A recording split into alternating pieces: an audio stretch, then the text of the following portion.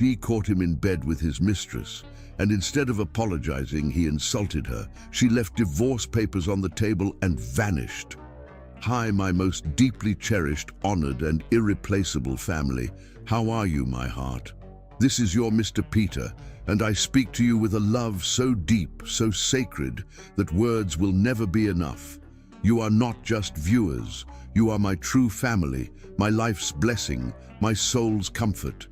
My beautiful queens, my noble kings, my precious daughters and sons, you are the reason I smile, the strength behind every word I speak, the love that carries me through every storm. I thank God for you every single day. A prayer, so beautiful, it breathes heaven into your life. May your heart overflow with peace that cannot be shaken. May joy spring from your soul like a river, and may every pain melt into divine healing. I pray your name be spoken with love, your presence be honored, and your journey be wrapped in grace. May light never leave your path, and may angels whisper comfort to you in every quiet moment. You are seen, you are valued, and you are deeply, eternally loved. But my heart is hurting today, because so many watch with love in their eyes, but no likes, no comments, like I'm speaking into silence. Does that mean you don't love Mr. Peter anymore? If you do love me, if this family truly matters to you, please show it. Let's reach 1,000 likes together as one family, one heart. Please like, comment, and share. This is not just a video. This is love. This is sacred. This is us. Let's begin with honor, fire, and soul-deep love, my forever family. The late afternoon sun filtered through the bedroom curtains, casting golden stripes across the rumpled sheets where Edward Whitman and his secretary Victoria lay entwined. They'd been careless today, coming to his home instead of the discreet hotel they usually frequented. But Edward's growing resentment toward his pregnant wife had made him reckless, almost wanting to be caught in some subconscious desire to escape the commitment looming before him. When the bedroom door swung open, revealing Wanda's silhouette, time seemed to freeze. Victoria gasped, clutching sheets to her naked body, but Edward felt a strange calm wash over him. The inevitable had finally arrived. Wanda stood perfectly still, one hand instinctively cradling her 6-month pregnant belly, her beautiful features shifting from shock to pain to something worse, resignation, as if she'd secretly suspected this all along. The silence stretched between them, thick with unspoken accusations and betrayal. Edward noticed how the afternoon light caught the wedding band on Wanda's finger. The same ring he'd slipped on with promises of forever just 3 years earlier. Her eyes, usually warm and expressive, had gone flat with shock, pupils dilated against her dark irises. He could see the rapid rise and fall of her chest as she struggled to control her breathing, to maintain the dignity that was so intrinsically part of her character. "Wanda," Edward said finally, his voice oddly detached even to his own ears. "You're home early." "Clearly," she replied, her melodic voice steady despite the slight trembling of her full lips. The doctor's appointment didn't take as long as expected. Victoria scrambled for her clothes, mumbling incoherent apologies. Edward made no move to cover himself, instead watching his wife with something like defiance in his eyes. He'd been raised to believe Whitman men took what they wanted, consequences be damned. His father had operated that way throughout Edward's childhood, his mother turning a blind eye to countless indiscretions. Now, caught in his betrayal, some dormant part of Edward's privileged upbringing surfaced like a monster from the deep. "You should wait downstairs," he told Victoria, who fled the room clutching her rumpled business attire, heels dangling from her fingers. Alone with his wife, Edward expected screaming, tears, the drama he'd witnessed in friends' divorces. Instead, Wanda's quiet dignity unsettled him, her dark eyes regarding him with a sorrow so profound it triggered his defensiveness. "Say something," he demanded, pulling on his pants, unable to bear her silent judgment. "What should I say, Edward?" Wanda asked softly, one hand still protective over their unborn child. What could possibly matter now? Something in her calm response ignited a sudden, irrational anger in Edward. This poised, beautiful woman had once been his greatest achievement.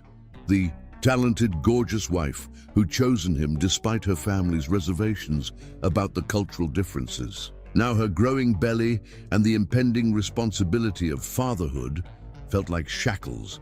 The pregnancy had dominated their conversations for months, her body changing, her attention shifting away from him and his needs. Jealousy, an emotion he'd never admit to feeling toward his own unborn child, twisted inside him like a venomous snake. "Maybe you should ask yourself why this happened," he snapped, buttoning his shirt with jerky movements. "You're hardly present in this marriage anymore. It's all about the baby, the nursery, the future. What about us? What about me?" Wanda's face registered the blow, but she maintained her composure. "I didn't realize loving our child meant losing you." Her reasonableness only fueled Edward's desperate need to hurt her, to make her feel as out of control as he suddenly did.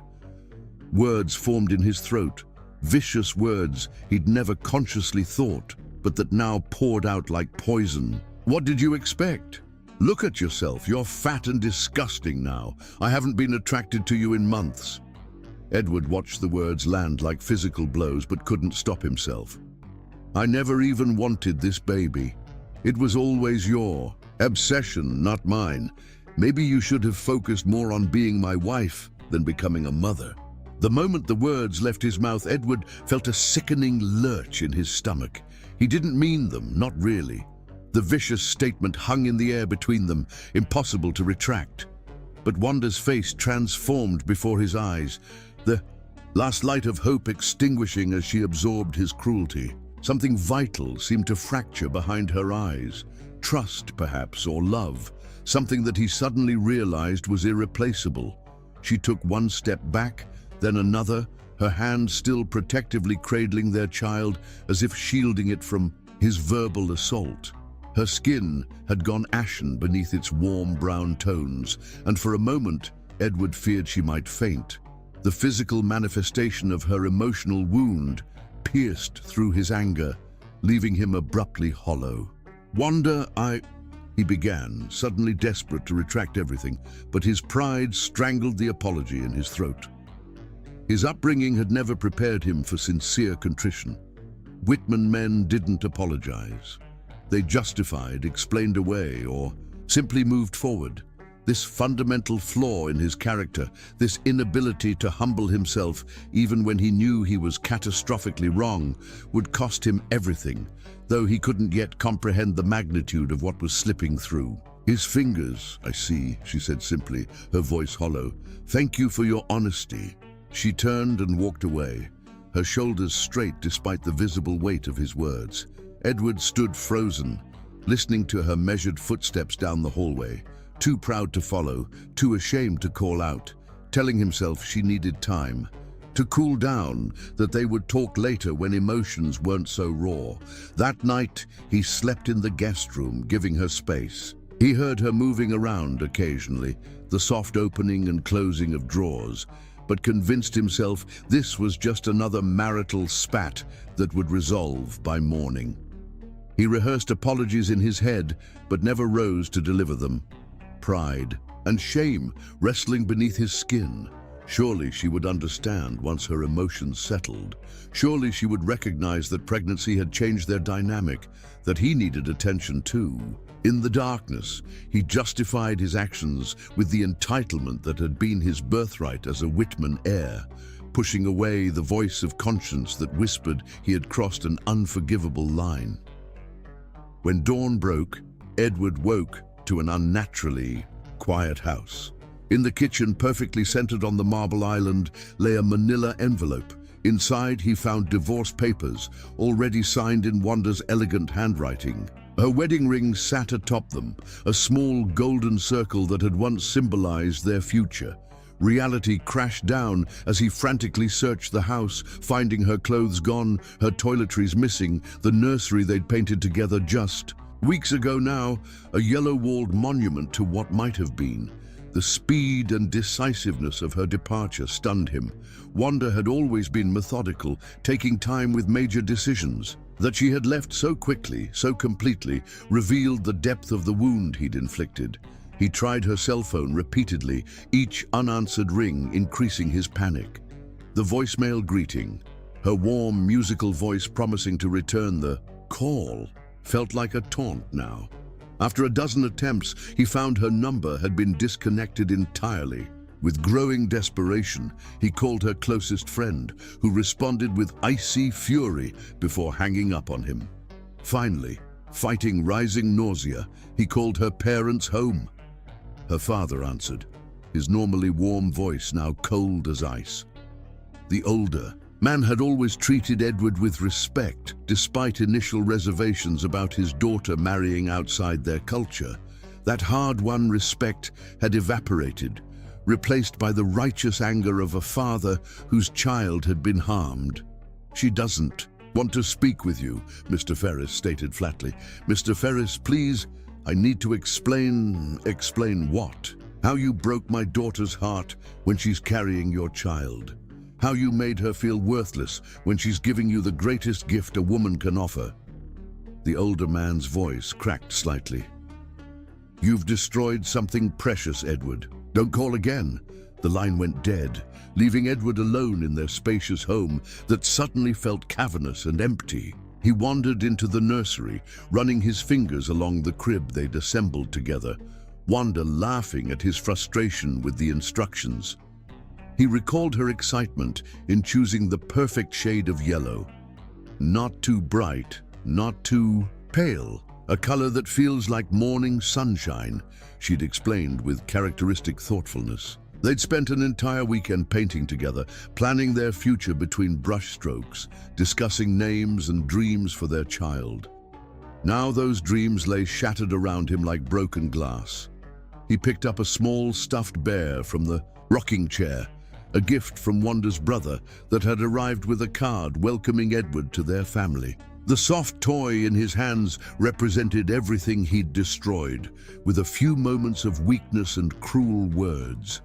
Collapsing onto the rocking chair, surrounded by stuffed animals and yellow walls that had once represented hope, the full weight of what he'd done finally crashed over him. The carefully constructed persona he'd maintained throughout his privileged life, confident, entitled, unapologetic, crumbled completely, leaving only raw truth behind. He had wounded the one person who had loved him unconditionally, driven her away when she was most vulnerable, and rejected the child they had created together. As morning light streamed through the windows, Edward Whitman, who'd never begged for anything in his privileged life, bent forward in the empty nursery and wept, the echo of his cruel words playing endlessly in his mind. The rocking motion of the chair, purchased for Wanda to nurse their baby, became a rhythmic accompaniment to his grief, marking the beginning of regret that would shape the rest of his life. Chapter 2: Failed Escape. 6 months later, Edward sat stone-faced in the courtroom as the divorce proceedings concluded with mechanical efficiency. His lawyer had advised fighting for assets, arguing that Wanda's emotional state during pregnancy made her demands excessive. Edward had fired him on the spot, hiring someone who would simply facilitate giving Wanda everything she asked for without contest. The courtroom felt sterile and cold, nothing like the warm judicial chambers he'd imagined. When obtaining their marriage license years earlier, the same legal system that had joined them was now efficiently severing their connection, reducing years of intimacy to property divisions and custody arrangements. Edward had signed away his parental rights without protest, a decision that would haunt him for years to come, but that he couldn't bring himself to fight in the moment. His shame was too raw, his guilt too overwhelming to imagine arguing for the privilege of fatherhood after what he'd done. Across the polished wooden table, Wanda sat beside her attorney, her pregnancy now in its final month, her belly full and round beneath a simple navy dress. She never once met Edward's desperate gaze, her eyes focused on the documents before her or on her lawyer's face when he spoke. The only sign of emotion was the slight trembling of her hand as she signed the final papers. Her composed exterior revealed nothing of their shared history, nothing of the nights they'd spent planning their future, the Sunday mornings reading the paper in bed, the holidays with their blended families gradually warming to their union. Edward searched her face for any hint of the woman who had once looked at him with such love, but found only a carefully constructed mask of indifference. The diamond ring he'd placed on her finger, his grandmother's, reset with sapphires to match Wanda's favorite color, was conspicuously absent, likely sold or stored away as a painful reminder of broken promises. When the judge announced their marriage officially dissolved, Edward felt a physical pain in his chest, as if something vital had been surgically removed. He watched Wanda rise carefully, her brother Marcus appearing from the gallery to support her elbow as they exited. Edward took a half step toward them before his own attorney placed a restraining hand on his arm, shaking his head slightly. The message was clear. She didn't want him anywhere near her. Back in the mansion they'd once shared, Edward poured himself 3 fingers of scotch, staring out at the manicured garden where they'd once hosted summer parties. Friends had already chosen sides, most dropping away from Edward once word of his betrayal spread. Their absence meant nothing compared to the gaping void Wanda had left. The house echoed with memories, Wanda's laughter floating up the staircase, the soft melodies she'd play on the baby grand piano in the sitting room, her perfume lingering in rooms she hadn't entered in months. Edward drained his glass, the alcohol burning a path down his throat that couldn't begin to match the fire of his regret. He wandered from room to room, a ghost in his own home. In their walk-in closet, a single silk scarf remained, overlooked. In Wanda's hasty departure, and Edward found himself burying his face in it, inhaling the fading scent of her perfume. The nursery they'd painted together remained exactly as she'd left it. The crib assembled but never used, stuffed animals arranged on shelves that would gather dust rather than childhood memories. These physical remnants of their life together and the future they'd planned were almost unbearable. Yet Edward couldn't bring himself to change anything, as if preserving these spaces might somehow preserve the possibility of her return. When his phone rang, he answered without checking the caller, hoping against reason it might be Wanda. "Edward, it's Veronica." The sultry voice of his marketing director filled the line. They'd flirted harmlessly for months before his affair with Victoria. Unlike his secretary, Veronica was his equal, sophisticated, ambitious, and currently very available. "I heard about the divorce being finalized today. Thought you might need some company." 40 minutes later, her sports car purred into his circular driveway. Edward greeted her at the door, taking in her perfectly styled blonde hair, the red dress that hugged every curve, the sympathy in her blue eyes that didn't quite mask her predatory interest. "You poor thing," she cooed, running manicured fingers along his jawline. "Alone in this big house, let me help you forget, just for tonight."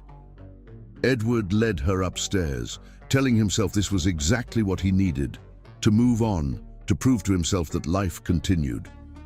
In his bedroom, Veronica kissed him hungrily, skilled hands unbuttoning his shirt. He responded mechanically, muscle memory guiding his actions, while his mind remained detached. As she fastened his belt, Edward caught sight of a framed photograph he'd forgotten to remove. Wanda at the piano, head thrown back in laughter, her eyes meeting the camera with such love it seemed to reach through the glass. The sight of her beautiful face, her dark eyes shining, hit him like a physical blow. Veronica was unfastening his belt when he gently caught her wrists. "I can't," he said, surprised by the roughness in his voice. I'm sorry. She straightened, confusion and frustration crossing her features.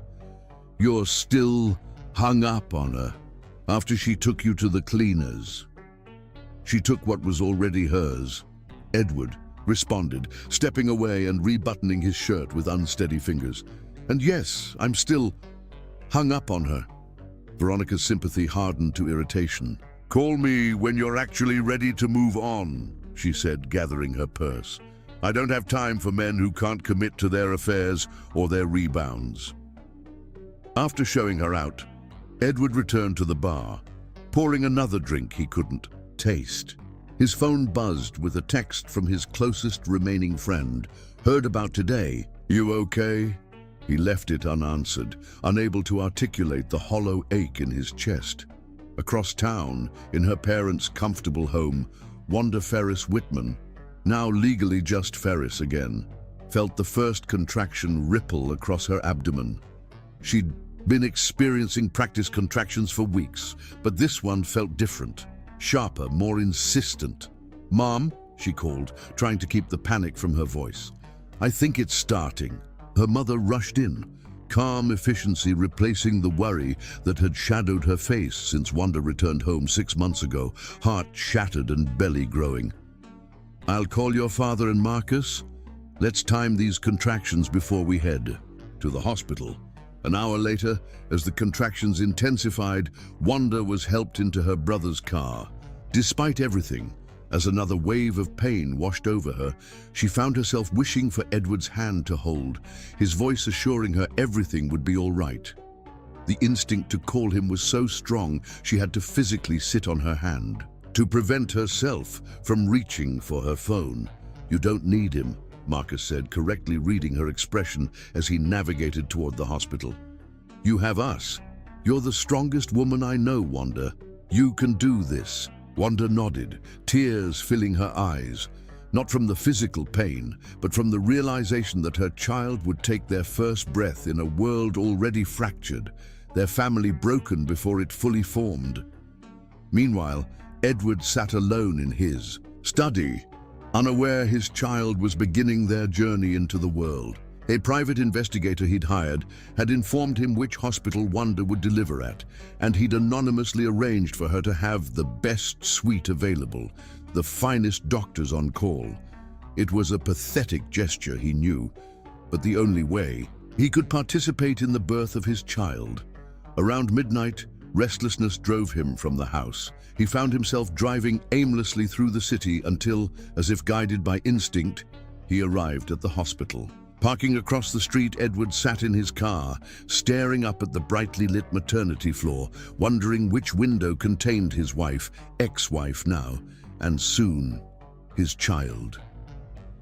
The night wore on, Edward dozing occasionally in the uncomfortable driver's seat, unwilling to leave. Dawn was breaking when his phone buzzed with a text from his investigator. Baby girl, 6 syllables, 8 toes. Mother and child doing well. A daughter. He had a daughter. Edward's vision blurred with tears as he continued. His vigil, waiting through the morning until visiting hours began, watching the hospital entrance. Shortly after noon, he spotted them, Wanda in a wheelchair holding a small bundle, Marcus pushing her chair, her parents flanking them protectively as a nurse helped them into a waiting car. Even from a distance, Edward could see Wanda's exhausted radiance, the tender way she cradled their daughter, her face bent to the tiny bundle. For one breathtaking moment, she looked up, her gaze sweeping the street as if sensing his presence. Edward shrank down in his seat, not wanting to intrude on this moment, not deserving to share in the joy his cruelty had excluded him from. As their car pulled away, Edward started his engine, following at a discreet distance to his in-laws' neighborhood, making mental note of the exact house. He wouldn't approach, not yet, but he needed to know where his daughter would sleep tonight. Back at his empty mansion, Edward found himself drawn once again to the nursery. Standing in the doorway, he made a silent promise to the daughter he hadn't met, whose name he didn't yet know. Somehow, someday, he would find a way to be worthy of her. And if Wanda could never forgive him, he would understand, but he would spend every day of his life trying to earn back a place in theirs, no matter how small. Chapter 3. Hollow Existence. 1 year after the divorce, Edward Whitman's life had become a study in contrast. To the outside world, he projected success and recovery, expanding his business empire, appearing at charity events with practiced smiles, maintaining the facade expected of a man of his position. In private, he existed in a perpetual state of emptiness, his sprawling mansion echoing with absence. The routine he'd established felt like moving through quicksand, each day requiring immense effort for the most basic functions. Mornings began with coffee on the terrace, where he and Wanda once planned their days together. Work provided temporary distraction, his natural business acumen functioning on autopilot, while his emotional life remained frozen in amber. Evenings were the worst, the hours stretching before him with no purpose beyond sleep that rarely came easily. He'd sold their shared bed, unable to face its emptiness night after night, but found little comfort in its replacement. Sometimes he slept in his office instead, surrounded by work that at least provided some sense of accomplishment in a life that otherwise felt meaningless. On a crisp autumn morning, Edward found himself in an unfamiliar part of the city, attending a business conference at the Grand Meridian Hotel. The conference itself held little interest. Market projections and investment strategies that once would have captured his full attention now barely registered. He found himself checking his watch repeatedly, counting minutes until he could politely leave without drawing attention. As the keynote speaker droned on about market trends, Edward's attention wandered to a striking woman 3 rows ahead. Claire Reynolds, the marketing director from a competing firm. Her confident posture and occasional incisive questions revealed an intelligence that reminded him painfully of Wanda. Throughout the day, he caught her glancing his way, interest evident in her appraising gaze. Under different circumstances, in his previous life, he might have enjoyed the subtle dance of professional flirtation. Now it merely emphasized the hollow space within him where desire used to live. At the evening reception, she approached directly, 2 champagne flutes in hand. "You look like you could use this," she said, offering him a glass, "almost as bored as I was during that blockchain presentation." Claire was everything his social circle would approve of: intelligent, ambitious, and breathtakingly beautiful, with her auburn hair and confident smile. Their conversation flowed effortlessly through dinner, professional topics giving way to more personal exchanges. When she suggested continuing their discussion in her hotel room, Edward accepted without hesitation. "I'm in town just for the conference," she explained as the elevator ascended. No strings, no complications, just 2 adults enjoying each other's company. In her suite, Claire kissed him with practiced expertise, her hands confidently unbuttoning his shirt. Edward responded automatically, telling himself this was healthy, necessary, a step toward reclaiming his life. Yet as her fingers traced his chest, Wanda's face appeared unbidden in his mind. Not as she'd looked at the divorce proceedings, but on their wedding day, eyes shining with promise as she vowed herself to him forever. Claire was unfastening his belt when Edward felt a wave of nausea rise from the pit of his stomach. "I'm sorry," he said, stepping back abruptly. "I can't do this." "You're kidding," Claire said, straightening her dress with an incredulous expression. "I thought we were on the same page here." "We were. I thought so too." Edward ran, a hand through his hair, embarrassment heating his face. "I'm still in love with my ex-wife. I shouldn't have led you on." Claire's irritation softened slightly. "At least you're honest. Most men would have gone through with it anyway." She sighed, gathering her professional demeanor like a shield. "Your loss, Edward. I hope she's worth it." After a sleepless night in his own room, Edward checked out early and drove aimlessly through the city, eventually finding himself in a modest neighborhood across town. Before he could question his actions, he was parking down the street from the Ferris family home, where Wanda had returned after leaving him. This wasn't the first time he'd come. Every few weeks, like a moth to flame, he was drawn to this quiet street, hoping for glimpses of the family that should have been his. Today, fortune favored his vigil. The front door opened, and Wanda emerged pushing a stroller. Edward's heart contracted painfully at the sight of her. Even more beautiful than in his tortured memories, her figure returned to its pre-pregnancy elegance, her movements graceful as she navigated the porch steps, slumped low in his car. He watched her walk toward the neighborhood park, unaware of his presence. Waiting until she was a safe distance ahead, Edward followed on foot, maintaining enough separation to avoid detection while keeping them in sight. At the small playground, Wanda lifted their daughter from the stroller, and Edward got his first clear view of the child he'd never met. His throat tightened as he observed her from behind a nearby tree. She had Wanda's beautiful brown skin and delicate features, but unmistakably his eyes, wide and curious as she took in the world around her. For over an hour, he stood frozen, watching Wanda sing to their daughter as she pushed her on the infant swing, the child's delighted giggles carrying on the breeze. When the little girl stumbled while taking tentative steps across the grass, Wanda swept her up with such tenderness that Edward had to look away, the intimacy of the moment too painful to witness. This was what he had thrown away with his cruelty. Not just Wanda's love, but these precious moments with his daughter whose name he still didn't know. Seeing them together, their obvious bond, the careful way Wanda protected and nurtured their child, made the magnitude of his loss feel overwhelming. As they prepared to leave, the little girl dropped a toy, and it rolled toward Edward's hiding place. Before he could retreat, Wanda approached to retrieve it, coming within 15 feet of where he stood. For a heart-stopping moment, he thought she'd seen him, her head turning slightly in his direction. But she merely collected the toy and returned to the stroller, securing their daughter before heading home. That night, alone in his study, Edward found himself doing something he hadn't attempted since their separation. He painted. Art had been their connection once, Wanda's music inspiring his rarely indulged talent for watercolors. Working until dawn, he created a piece from memory.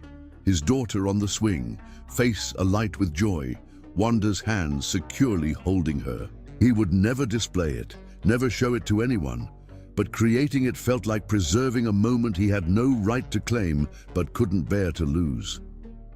The following week, after another sleepless night haunted by thoughts of Wanda and their child, Edward accepted his friend Richard's suggestion to meet for drinks at an upscale bar. Richard, recently divorced himself, had been urging Edward to get back in the game for months. "You need to move on, man," Richard insisted, signaling the bartender for another round. "It's been a year. Plenty of women would kill to land Edward. Whitman." "I'm not interested," Edward replied, the familiar refrain worn smooth with repetition, "because you haven't given anyone a chance." Richard nodded toward a stunning blonde at the end of the bar. "That woman has been checking you out. For 20 minutes, at least buy her a drink." To silence his friend more than anything, Edward approached the woman. Amanda, a flight attendant with a 3-day layover and an engaging smile. Their conversation was pleasant, her interest obvious. When she suggested continuing their evening at her hotel, Edward hesitated only briefly before agreeing. This time, he was determined to go through with it, to prove to himself that he could move forward. In her room, their kisses deepened, their bodies responding naturally to each other. Yet the moment things progressed to true intimacy, Edward found himself physically unable to continue, his body betraying his desperate attempt to connect with someone other than Wanda. "I'm sorry," he whispered, shame burning through him as he moved away. "This isn't about you." Amanda was kind in her disappointment. "Let me guess, ex-wife." Edward nodded, unable to meet her eyes. "Some wounds take longer to heal," she said simply. "Don't beat yourself up about it." After she left, Edward stood on the balcony until dawn, finally accepting the truth his heart and body had been telling him for a year. He remained completely, hopelessly in love with Wanda Ferris, regardless of whether she ever forgave him or allowed him back into her life. The realization brought no peace, only the certainty that his punishment, to love someone he'd hurt beyond repair, was both fitting and seemingly eternal. Chapter 4. First Rejection. As his daughter's second birthday approached, Edward could no longer bear his self-imposed exile from her life. For 2 years, he'd watched from a distance, collected scraps of information through mutual connections, and anonymously funded a trust for her future. It wasn't enough. Though terrified of rejection, he needed to at least try to be part of her life, their lives in some meaningful way. The decision hadn't come easily. His therapist had cautioned against rushing the process, suggesting that any approach to Wanda needed to prioritize her comfort and boundaries rather than his desire for absolution. "This isn't about easing your guilt, Edward," Dr. Winters had explained during their session. "It's about what's best for your daughter and her mother. Are you prepared to accept whatever limits Wanda sets, even if they're more restrictive than you'd hope?" He'd spent weeks considering this question, examining his motivations with brutal honesty. Was he seeking contact to ease his own pain, or did he genuinely believe his presence could benefit Arya? The answer wasn't simple, but he'd finally concluded that regardless of his personal desires, a child deserved to know her father, provided he could prove himself worthy of that role. For weeks, he crafted and discarded approaches, seeking the perfect words to express his remorse. Draft after draft of letters filled his wastebasket, each attempt seeming either too defensive or pathetically inadequate to address the magnitude of his betrayal. Email felt too impersonal, a phone call too easily ignored. Eventually, he settled on something concrete. An envelope containing certified checks covering 2 years of substantial child support payments he had calculated but never been asked to provide, along with a brief note requesting just 5 minutes of Wanda's time. The financial gesture wasn't meant as compensation. No amount could ever balance his absence, but as tangible evidence of his commitment to responsibility, something that couldn't be conveyed through apologies alone. He'd spent hours researching appropriate child support amounts, factoring in his considerable income, educational expenses, healthcare, and additional costs associated with raising a child in the city. The final figure was substantial, far exceeding court-mandated minimums, reflecting his desire to provide not just basic needs, but opportunities and security. On a brisk spring morning, Edward stationed himself outside Wanda's apartment building, where she had moved with their daughter after leaving her parents' home. His investigator had confirmed their routine. They typically left for the park around 10 on Saturdays.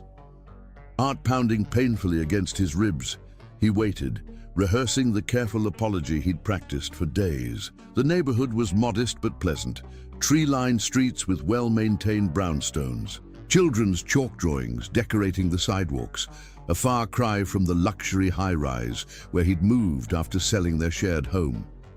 He wondered if Wanda had chosen this area for its family-friendly atmosphere, or its distance from their former social circles.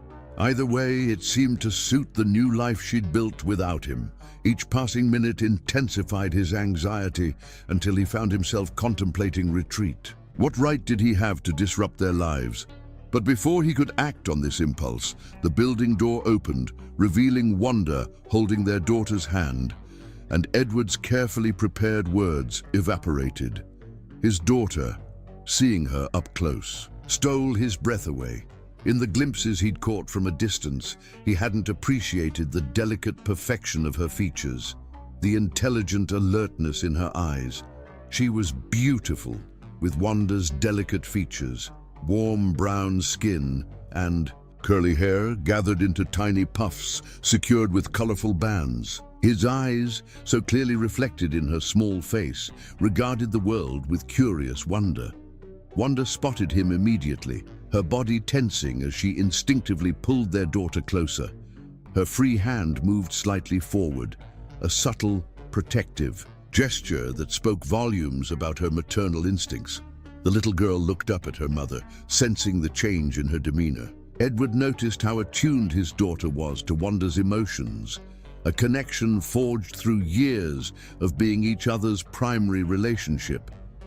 He remained frozen, suddenly aware of how he must appear to them, a stranger disrupting their peaceful morning routine. Though he'd maintained his appearance meticulously as always, he felt disheveled under Wanda's scrutiny, as if she could see through his carefully pressed suit to the turmoil beneath. "Wanda," Edward managed, his voice hoarse with emotion. He took a tentative step forward, stopping when he saw her expression harden. The defensiveness in her posture was justified. He knew he had proven himself a threat to her happiness once before. "What are you doing here?" Her voice was cold, controlled, revealing nothing of the warm, melodic tones he remembered. The contrast between her current tone and the voice he'd fallen in love with years ago, the rich, expressive instrument that had captivated him when he first heard her sing at a charity event, struck him like a physical blow. He had done this, transformed her warmth to ice where he was concerned. The knowledge deepened his already profound regret. "I just want to talk. Please." He gestured to a nearby bench, careful to maintain enough distance that she wouldn't feel cornered. 5 minutes. Wanda glanced down at their daughter, clearly calculating the risk of this encounter.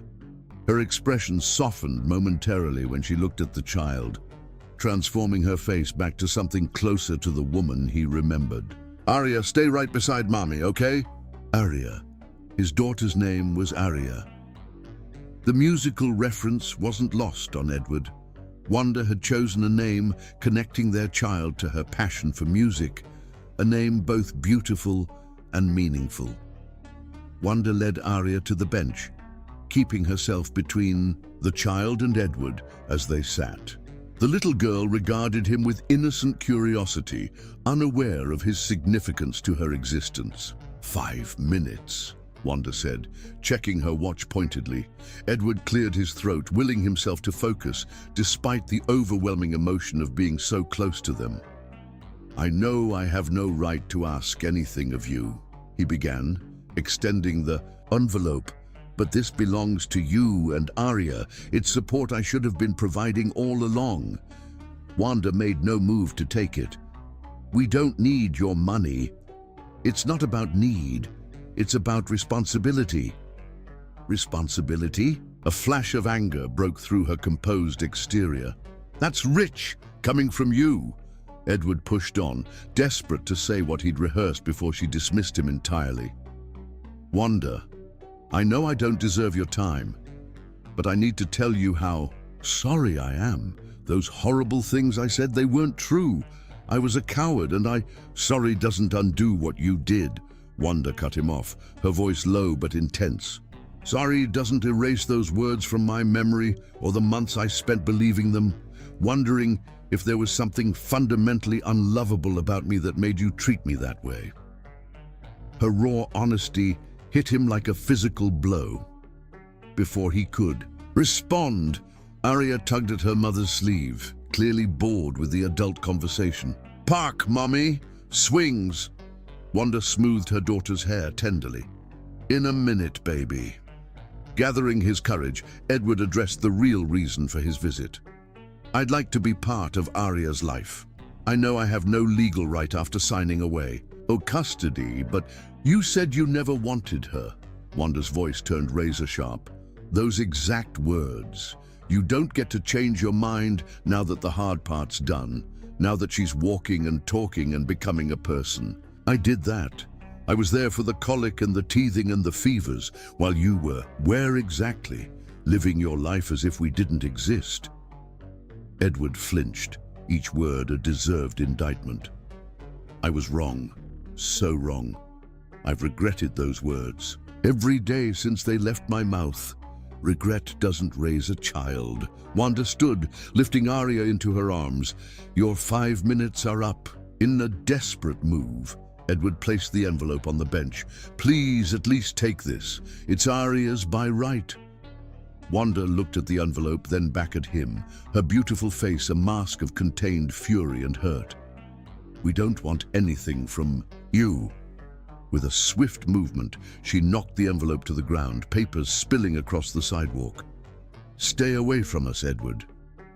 As she walked away, Arya peered over her mother's shoulder, giving Edward a small wave that shattered what remained of his heart. He knelt to gather the scattered checks, each one representing months of financial support that could never compensate for his absence from his daughter's life. That evening, Edward sat in his parked car near the local playground, watching from a distance as Wanda pushed Arya on the swings. His earlier rejection had left him hollow, yet he couldn't stay away, drawn by some primal need to at least witness his daughter's childhood, even if he couldn't participate in it. Through his camera's zoom lens, he captured a single photo of Arya laughing on the swing, her joyful expression a painful reminder of all he was missing. This image, the first clear picture he had of his daughter, would be carried in his wallet everywhere, a constant reminder of what his cruelty had cost him. The following day, Edward received a cease and desist letter from Wanda's attorney, formally warning him against approaching her or Arya without legal permission. The document cited his abandonment during pregnancy and voluntary termination of parental rights as grounds for prohibiting contact. Reading between the carefully worded legal phrases, Edward recognized Wanda's message. His presence was not just unwanted, but considered a threat to the stable life she'd built for their daughter. Rather than fight the order, Edward respected her boundary, redirecting his efforts toward becoming someone worthy of eventually being in their lives. He enrolled in therapy, confronting the entitled attitudes and insecurities that had poisoned his marriage. He channeled his regret into intensive volunteer work with children's charities, particularly those supporting single mothers.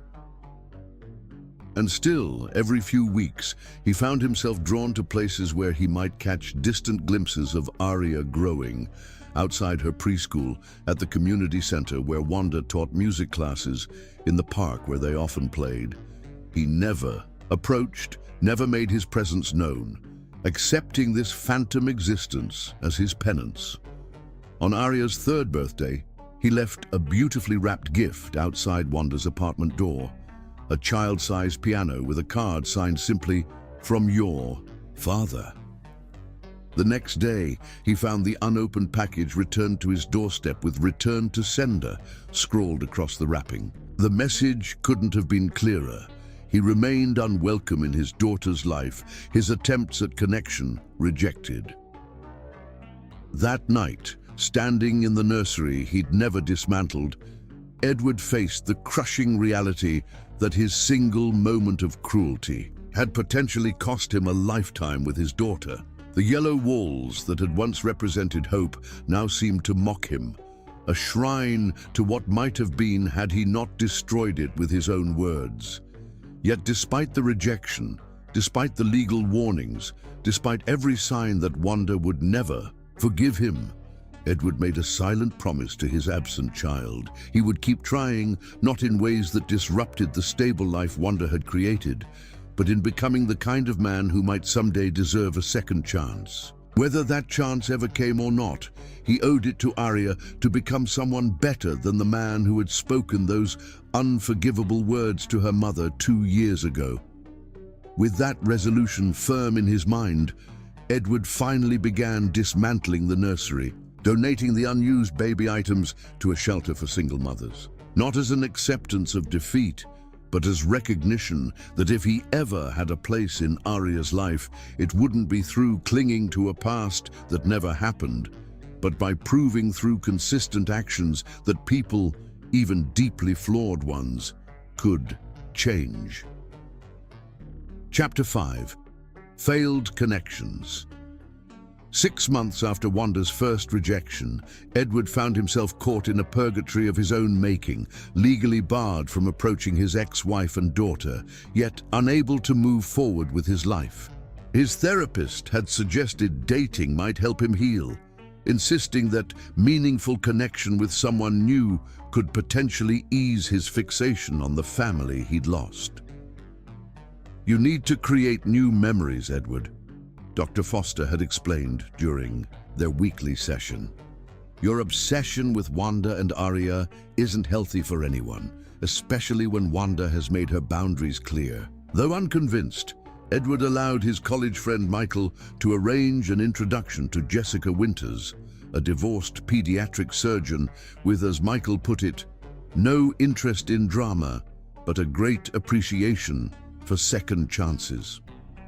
Their first date at a quiet restaurant had gone surprisingly well, Jessica's intelligent conversation and warm laugh providing Edward his first genuine enjoyment in years. By their third date, Edward found himself genuinely drawn to Jessica. Unlike the meaningless connections he'd attempted immediately after the divorce, this relationship held real potential. She understood the complexities of failed marriages, the weight of regret, and the challenging path of redemption. When she invited him to her elegant brownstone after dinner, Edward accepted with only slight hesitation. In her living room, Jessica poured them both a glass of wine, her hands steady and confident. Surgeon's hands, he thought, that saved children's lives daily. As they talked on her plush sofa, the conversation flowed naturally toward more intimate territory. When she leaned in to kiss him, Edward responded, surprising himself with the genuine desire he felt. "We can take this slowly," Jessica murmured against his lips, her eyes searching his. "I'd like that," Edward replied, following her as she led him toward her bedroom. Inside, the room bathed in soft lamplight, Jessica began unbuttoning his shirt, her touch gentle but assured. Edward tried to stay present, to focus on the beautiful, kind woman before him rather than the ghosts that haunted him. As her fingers traced his chest, he closed his eyes, willing himself to feel only this moment. Yet, the moment her hands moved to his belt, Wanda's face appeared behind his eyelids, not in anger or pain, but as she'd looked on their wedding day, her eyes filled with trust he'd so thoroughly betrayed. His body responded immediately, tension replacing desire, an invisible wall descending between him and Jessica. She noticed immediately, surgeon's intuition attuned to subtle changes. "Edward, is everything okay?" "I'm sorry," he whispered, stepping back and refastening his shirt buttons with trembling fingers. "It's not you, you're not ready," Jessica finished for him, disappointment evident in her voice, but tempered with compassion. "I've been there." Humiliation burned through him. "I thought I want to be." "The heart heals on its own schedule," she said, adjusting her clothing with dignity. "And sometimes, when we've truly loved someone, a part of us never fully lets go." Her understanding only increased Edward's shame. "I should leave." "You could," Jessica acknowledged. "Or we could finish our wine and talk. Friends rather than lovers, at least for now." Though grateful for her generosity, Edward knew continuing the evening would only prolong his embarrassment. After awkward goodbyes and promises to call that both knew were unlikely to be kept, he drove home through rain-slicked streets, self-loathing, his only companion. The next morning, Edward received a call from Richard Bennett, his former college roommate and now a mechanic who ran the garage Edward had used since college. Though they'd drifted apart after his divorce, Richard remained one of the few people who never judged Edward's mistakes. Your ex came in yesterday, Richard said without preamble. That old Honda of hers needs more work than it's worth. Edward's grip tightened on the phone. Wanda brought her car to you. She didn't know I still owned the place. Nearly walked out when she recognized my name, but she was already late for work and the car was making some nasty noises. What's wrong with it? Edward asked, already calculating costs in his head. Everything. Transmission's shot. Brake lines are corroded and the engine's burning oil. Told her to junk it, but she said she needs it to get to work and take the kid to preschool. Edward closed his eyes, picturing Wanda and Arya stranded on some darkened roadside. Can you fix it? Sure, but it'll cost more than the car's worth. She nearly cried when I gave her the estimate, then asked about payment plans. Richard paused. Look, I wouldn't normally get involved, but she's got a kid, man. Dangerous. Driving that thing. Fix it, Edward said without hesitation. Whatever it needs. Tell her it's covered under a manufacturer's recall or something. You sure about this? She seemed pretty determined not to take anything from you. She won't know it's from me. Just make sure they're safe, Richard. After hanging up, Edward sat at his desk, staring at the calendar where he'd secretly marked Arya's preschool events, the fall festival next week, the winter pageant in December.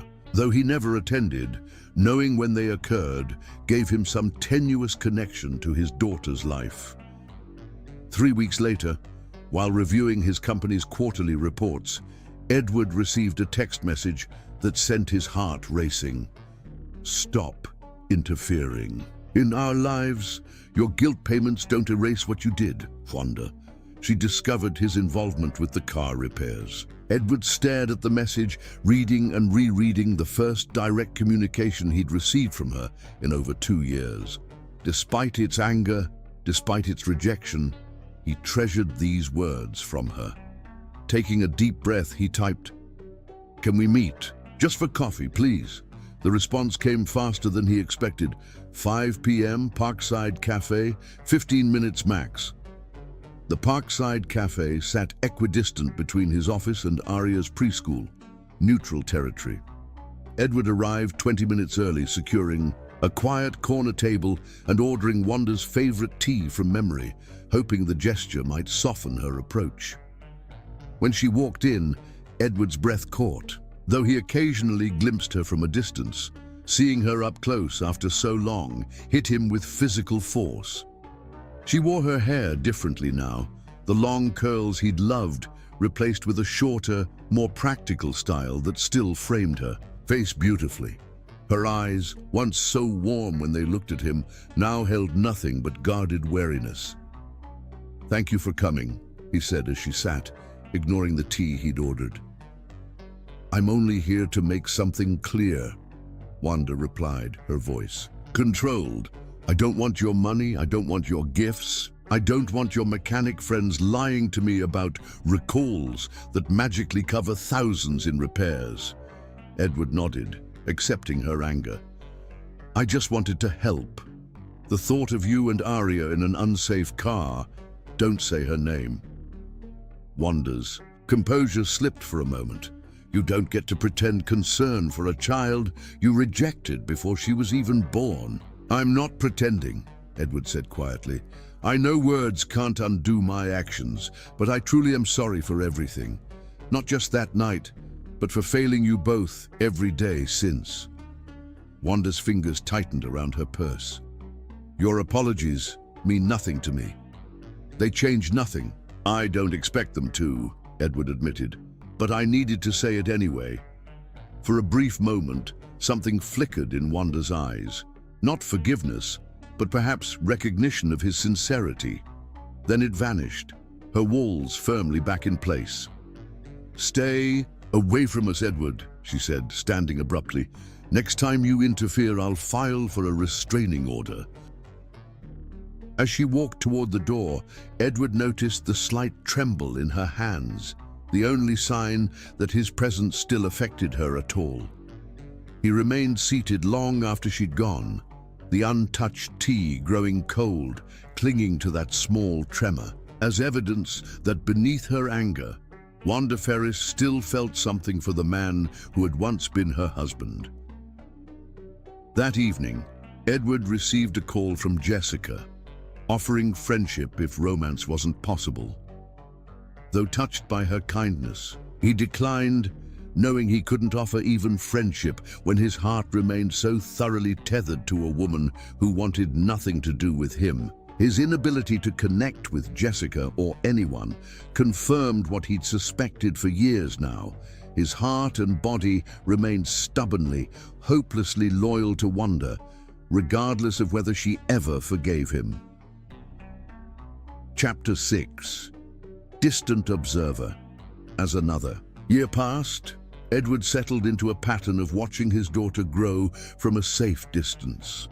Though painful, these glimpses of Arya's life became essential to him, markers against which he measured the passing of time. He knew her favorite purple coat, the slightly lopsided way her hair was gathered into puffs on school mornings, and the skip in her step when she was particularly excited.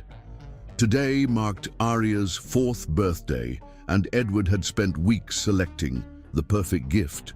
A child-sized violin, after overhearing a teacher mention Arya's fascination with the instrument during one of his discreet visits to observe her preschool's outdoor playtime. He'd had it custom-made, the finest craftsmanship available, with her name delicately inlaid in mother-of-pearl along the neck. Rather than risk another direct rejection, Edward arranged delivery through a specialty music shop, ensuring no connection could be traced back to him.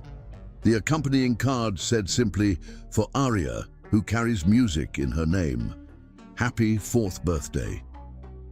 That evening, Edward drove to Wanda's apartment building, parking across the street as he had countless times before. From his vantage point, he could see lights in their 3rd-floor window, imagining the birthday celebration taking place inside.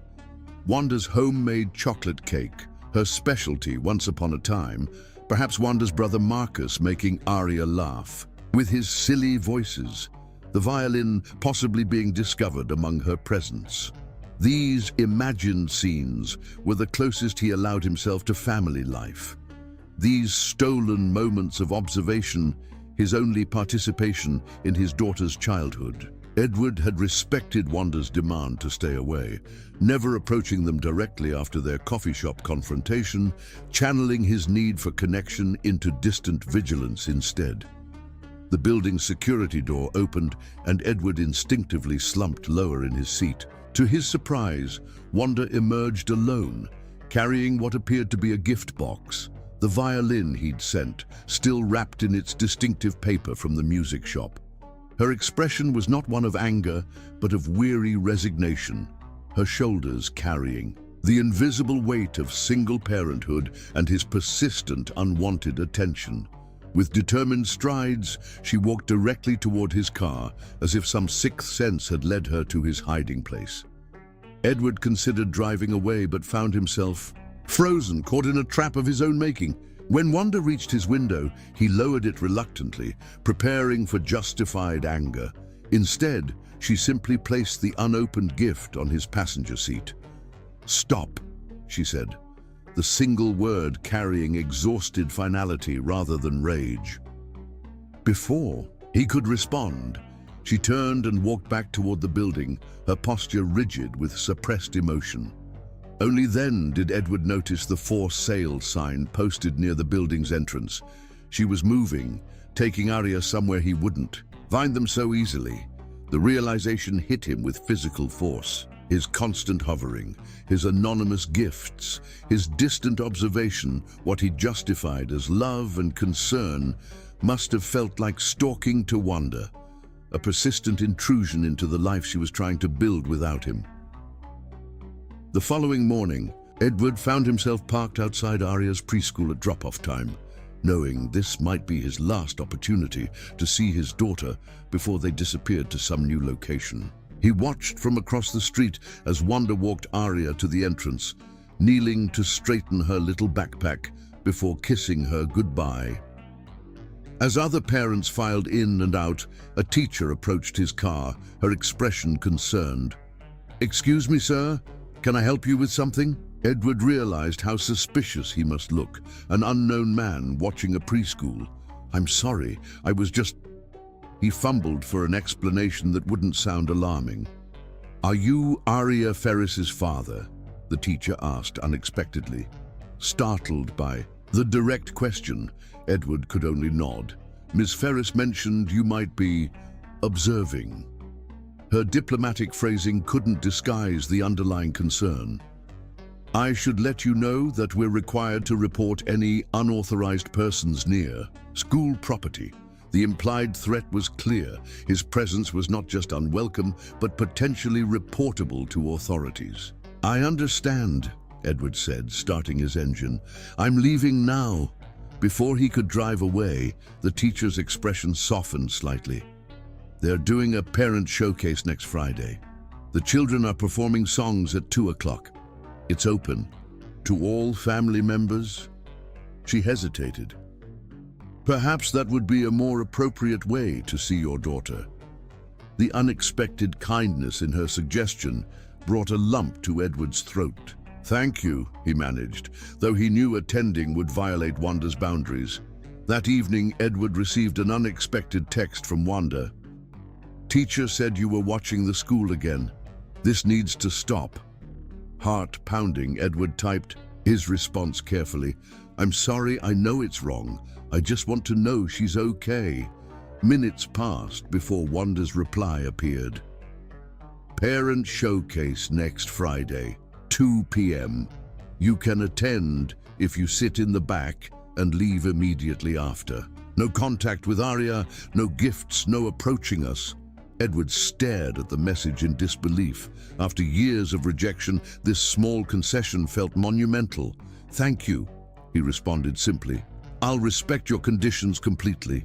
The week until the showcase passed with excruciating slowness. Edward purchased a new suit, had his hair trimmed, rehearsed how he would behave, where to sit, how to leave without drawing attention, how to control his emotions at seeing his daughter perform.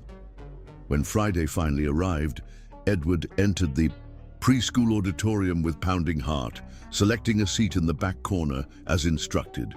Parents filled the rows ahead, chatting and laughing, smartphones ready to capture precious moments.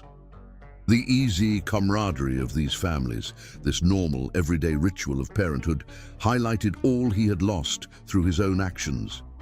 The children filed onto the risers at the front, each class identified by differently colored t-shirts. Edward spotted Aria immediately. Purple shirt, hair adorned with matching ribbons, tiny face serious with concentration. She was taller than he expected, her movements more coordinated than the last time he'd glimpsed her playing. Even from a distance, he could see her scanning the audience, presumably looking for Wanda, his daughter, his blood, a little person he'd helped create but had no hand in shaping. The weight of all he'd missed, first words, first steps, first everything, crashed over him anew. The children began singing, simple melodies accompanied by enthusiastic hand motions. When Aria's class performed "You Are My Sunshine," Edward had to grip his seat to remain in place, tears threatening, despite his determination to maintain composure. He hadn't known his daughter could sing, hadn't known she'd inherited Wanda's perfect pitch and natural musicality. As the program concluded, parents surged forward to collect their children, cameras flashing, voices calling out praise. Edward remained seated as promised, watching from afar as Wanda embraced Aria, lifting her into a hug that spoke of unconditional love. For a brief, heart-stopping moment, Aria's gaze drifted toward the back of the room, her eyes, so like his own, seeming to find him in the shadows. Then Wanda turned, taking Aria's hand, and they were gone, swallowed by the crowd of celebrating families. Edward waited until the auditorium had nearly emptied before slipping out, honoring his agreement to avoid contact. In his car, emotion finally overtook him. He wept without shame, grieving all that his cruelty had cost him, all the moments of his daughter's life he would never recover. Yet beneath the grief lay a fragile seed of hope. Wanda had allowed this small connection, this tiny window into their world. Perhaps someday there might be room for more. 3 days later, Edward received another text from Wanda. "We're moving next weekend. New job, new school district." The message contained no address, no invitation to know where they were going. Its purpose was clear, to inform him that his distant observations would no longer be possible. His heart sank, but he forced himself to respond respectfully. "I understand. Thank you for letting me know. Wishing you both the best in your new home." Wanda's final text arrived moments later. "She asked about you after the showcase. I told her you were her father, but that you live separately from us. That's all she needs to know for now." For now. 2 small words that carried enormous significance. Not forever or always, but for now, suggesting the possibility, however remote, that someday the situation might change. It wasn't forgiveness, wasn't even acceptance, but it was the first acknowledgement that Edward existed in Arya's consciousness as something other than a complete absence. That night, Edward finally dismantled the nursery he'd preserved for 4 years, donating the unused baby items to a women's shelter. As he carefully removed the yellow paint from the walls, he made a decision.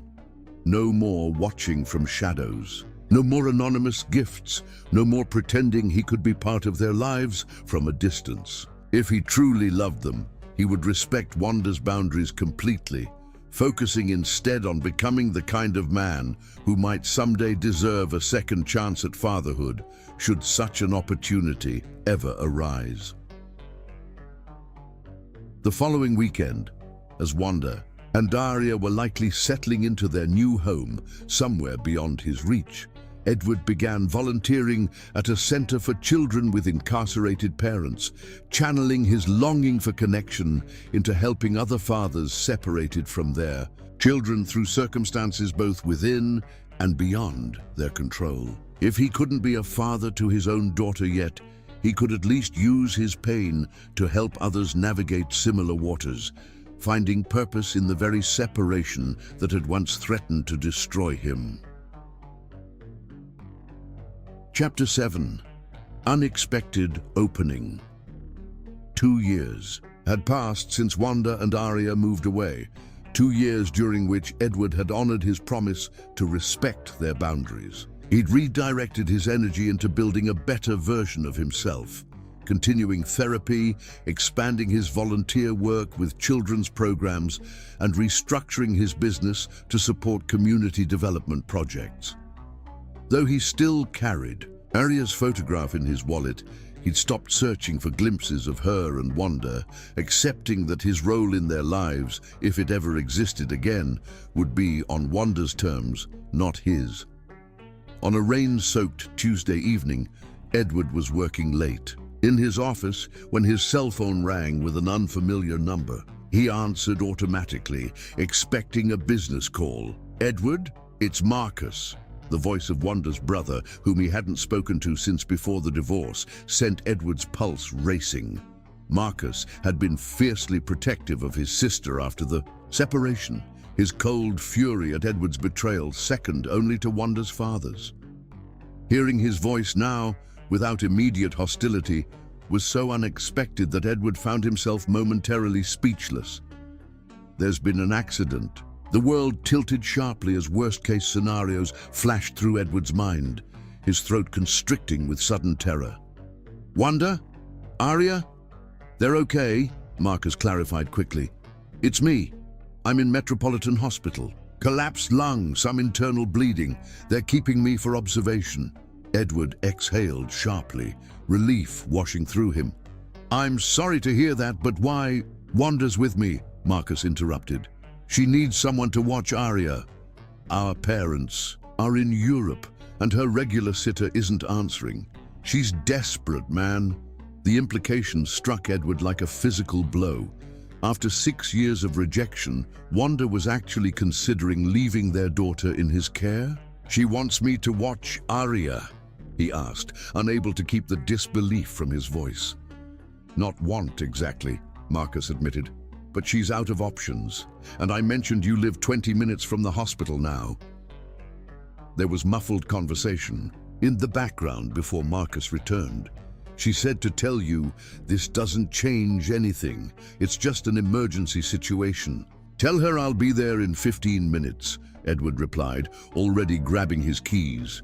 The drive to Metropolitan Hospital passed in a blur of anxious anticipation.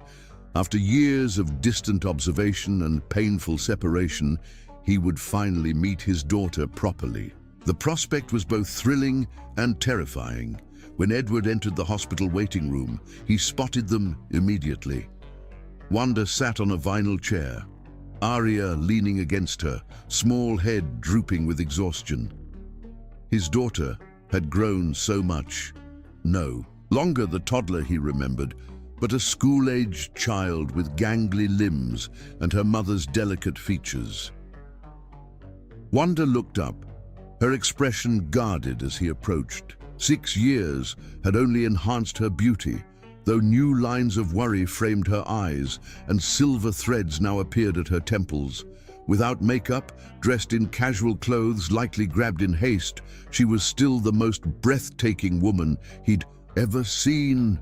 "Thank you for coming," she said formally, as if addressing a distant acquaintance rather than the man she'd once vowed to love forever. Edward nodded, maintaining a respectful distance. "How's Marcus?" "Stable. They're running more tests." She turned to the drowsy child beside her. "Arya, remember I told you about your father? This is him, Edward." Arya straightened, studying him with curious eyes so like his own. "You're my dad?" The simple question, spoken in a clear, confident voice, nearly undid him. "Yes," he managed, kneeling to her level. "I'm very happy to meet you. Mommy says you live far away. That's why you never visit." Edward glanced at Wanda, understanding. This was the explanation she'd given their daughter. "That's right," he agreed, following her lead. "But I'm here now." Wanda stood, gathering her purse. "Arya needs dinner and proper sleep. I've written everything down." She handed him a neatly folded paper. My address, her bedtime routine, food allergies, emergency contacts. Her voice remained businesslike, betraying no emotion. "I should be back by midnight." "Take as long as Marcus needs," Edward assured her. "We'll be fine." "Arya," Wanda said, kneeling to hug their daughter tightly. "Be good for your father." "I'll see you soon." "Will Uncle Marcus be okay?" Arya asked, bottom lip trembling slightly. "He's going to be just fine," Wanda promised. "Mommy just needs to stay with him tonight." After one last embrace, Wanda straightened, addressing Edward with quiet intensity. "Thank you for doing this, but please understand, this doesn't change our arrangement." "I understand," Edward replied sincerely. "I'm just glad I can help." The drive to Wanda's new home was filled with Arya's surprisingly articulate conversation, her initial shyness giving way to natural curiosity. "Do you like pizza? What's your favorite color? Do you know how to play checkers?" Edward answered each question carefully, treasuring this unexpected glimpse into his daughter's personality. She was bright, observant, and startlingly direct, a perfect blend of Wanda's warmth and his analytical nature. Wanda's home proved to be a modest but charming townhouse in a family-friendly neighborhood. Inside, photographs lined the walls. Arya, at various ages, Wanda with her parents and brother, but no sign of Edward anywhere. It was as if his existence had been carefully excised from the family narrative. Following Wanda's detailed instructions, Edward prepared the simple pasta dinner she'd planned, marveling at how easily Arya accepted his presence.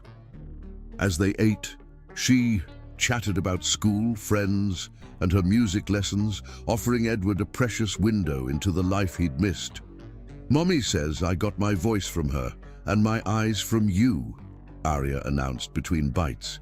"What else did I get from you?" Edward considered the question carefully. Maybe your curiosity. I've always asked a lot of questions too. This seemed to satisfy her. After dinner, Edward followed the bedtime routine Wanda had meticulously documented. Bath, teeth brushing, one chapter from her current book. As he tucked Arya into bed, she regarded him solemnly. Are you going to visit more now? The innocent question pierced Edward's heart. I'd like that, he answered truthfully. But that's something for your mom and me to figure out. Arya nodded, accepting this adult complexity with surprising grace. I'm glad you came today. I am too, Edward whispered, emotion tightening his throat. Good night, Arya. After his daughter fell asleep, Edward wandered the living room, studying. Photographs that documented the years he'd missed. Arya's first day of kindergarten, dance recitals, birthday parties. On the mantel sat a framed certificate declaring Wanda Ferris Teacher of the Year at Hamilton Elementary School, evidence of the career she'd built while raising their daughter alone. Near midnight, headlights swept across the living room as Wanda's car pulled into the driveway. Edward met her at the door, keeping his voice low to avoid waking Arya. How's Marcus? Better. They're keeping him overnight for observation. Wanda looked exhausted, dark circles shadowing her eyes. How was Arya? Perfect, Edward said truthfully. She's an amazing child, Wanda. Something in his tone must have revealed the depth of his emotion, because Wanda's carefully maintained facade cracked slightly. She sank onto the sofa, covering her face with her hands. For a terrifying moment, Edward thought she might be crying, but when she looked up, her expression was composed, if weary. I never planned for this to happen, she said quietly. Having you in her life again, even temporarily. Edward sat across from her, maintaining a respectful distance. I understand this doesn't change anything, but thank you for trusting me. With her tonight, Wanda studied him, really looked at him perhaps for the first time since their divorce. You're different, she observed finally. I've tried to be, Edward acknowledged. An uncomfortable silence stretched between them. Years of hurt and regret filling the space like a physical presence. Finally, Wanda spoke, her voice barely audible. She asked about you. More and more as she gets older. I've never known what to say.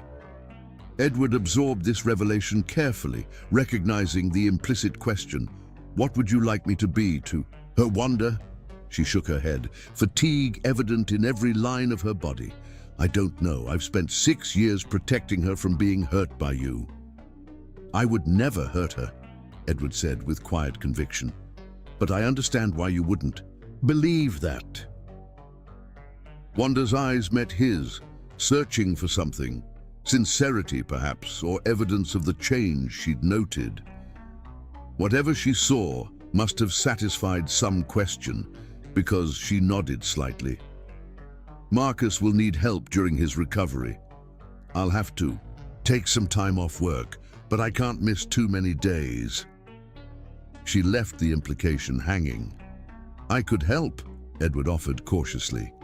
With Arya, I mean. After school, or whenever you need. He held his breath, waiting for the rejection he'd grown accustomed to. Instead, Wanda surprised him. I'll think about it, she said, rising from the sofa in clear dismissal. Thank you again for tonight. As Edward drove home, emotions warred within him. Elation at having spent precious hours with Arya, hope at Wanda's tentative opening, and anxiety about what came next.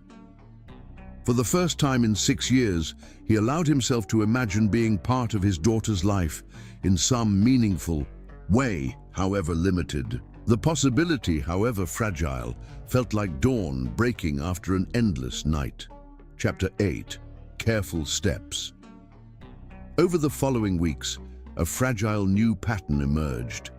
As Marcus recovered from his injuries, Edward received occasional texts from Wanda requesting his help with Arya, picking her up from school when Wanda needed to work late, watching her during weekend hospital visits. Each interaction was carefully structured, with clear boundaries and explicit end times, but they represented more connection with his daughter than Edward had experienced in the previous 6 years combined.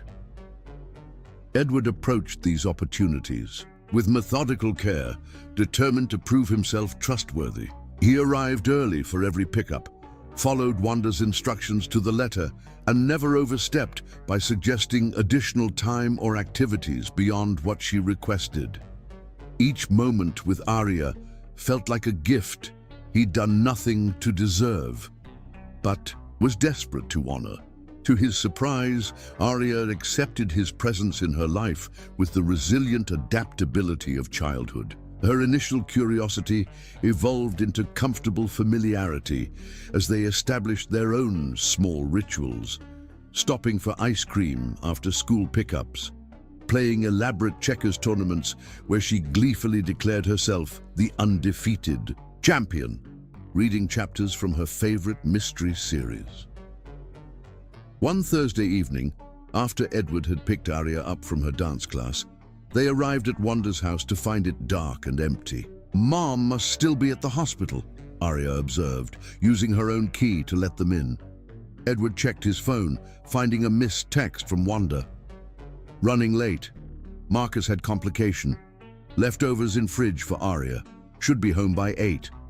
After getting Arya settled with dinner and homework, Edward noticed the exhaustion evident in her usually energetic demeanor. "Tough day at school?" he asked, sitting beside her at the kitchen table. Arya nodded, pushing homework aside with uncharacteristic frustration. "We had presentations today. I messed mine up." "Everyone makes mistakes," Edward assured her. "I'm sure it wasn't as bad as you think." "Mom's been so tired," Arya continued, revealing the true source of her distress. "She thinks I don't notice, but she falls asleep on the couch almost every night, and she's not singing anymore." Edward felt a pang at this insight into their daily life. Wanda not singing was indeed concerning. Music had always been as essential to her as breathing. "Your mum has a lot on her plate right now, with your Uncle Marcus being sick."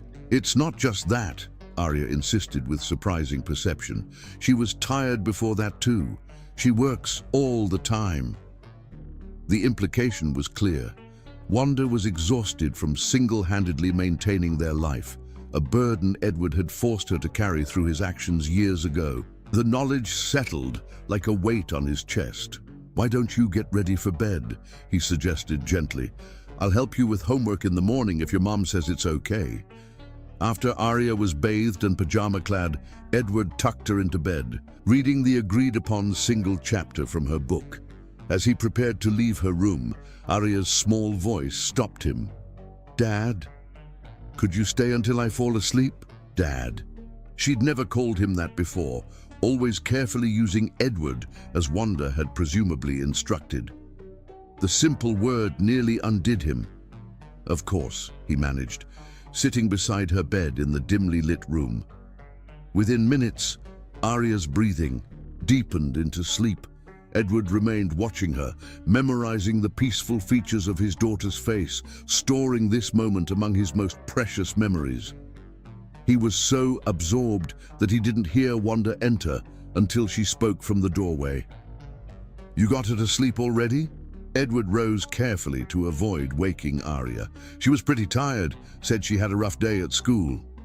They moved to the living room where Edward noted the dark circles under Wanda's eyes, the slight droop in her usually perfect posture. Arya's observations had been accurate. Wanda was exhausted to the bone. "How's Marcus?" he asked as she collapsed onto the sofa. "Better now. False alarm." She rubbed her temples, where tension headache clearly threatened. "Thank you for staying. Late. I should have called." "It's no problem," Edward assured her. "I'm happy to help any time." Wanda's gaze sharpened slightly, despite her fatigue. "Why are you doing this, Edward? Really?" The question surprised him with its directness. "Because she's my daughter." he answered honestly, and because you needed help. For 6 years you sent gifts and watched from a distance. Why the change? Now, Edward considered his response carefully. I realized I was trying to ease my own guilt rather than actually helping either of you. Watching from afar was selfish. It gave me some connection without respecting what you needed. Something in his answer seemed to satisfy her, because Wanda nodded slightly before closing her eyes, head resting against the sofa cushions. The vulnerability of the gesture, so unlike her usual guarded demeanor around him, tugged at Edward's. Art, when was the last time you had a night off? He asked quietly. Night off from what? Being a mother, teacher, caretaker for my brother? Wanda's laugh held no humor. There are no nights off, Edward. That's not how this works. An idea formed. In Edward's mind, risky but potentially worth the rejection it might trigger. What if there could be? Just for one night? Wanda opened her eyes, wariness returning. What are you suggesting? Let me take Arya for the whole weekend, Edward proposed. You could rest, visit Marcus without worrying about childcare, maybe even have some time for yourself. He expected an immediate refusal, but was surprised when Wanda appeared to actually consider the offer. She has dance class Saturday morning, she said finally, and she needs to finish her science project by Sunday. I can handle both, Edward assured her. Hardly daring to believe she might agree, Wanda studied him, conflict evident in her expression.